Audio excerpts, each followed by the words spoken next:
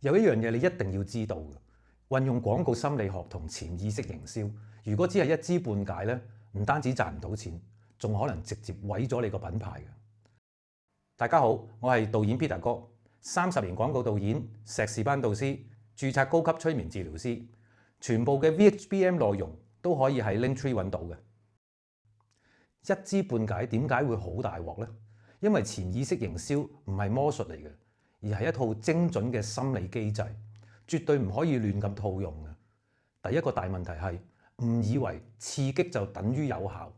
其實過度嘅恐嚇、過度嘅煽情，只係會令觀眾啟動心理防衛機制，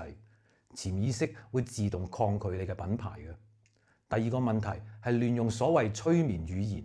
冇先建立權威感，冇程序結構，只會削弱信任感，品牌形象會即刻跌嘅。第三個問題係只學技巧，根本就唔明個底層邏輯，影片每一條都似喺度博彩嘅，長遠一定燒錢，一定燒信心。真正有效嘅潛意識營銷，一定係建基於科學、結構、程序同清晰嘅策略，唔係話抄幾句話術咁就做得到嘅。記得 comment、like、subscribe 之後留意返 VHBM， 即係影片催眠品牌營銷法則100條嘅免費線上講座，同埋付費線上或者實體課程嘅公告。講座課程會教你點樣用影片同埋潛意識，再加埋 AI 嚟達到品牌營銷嘅超高效益。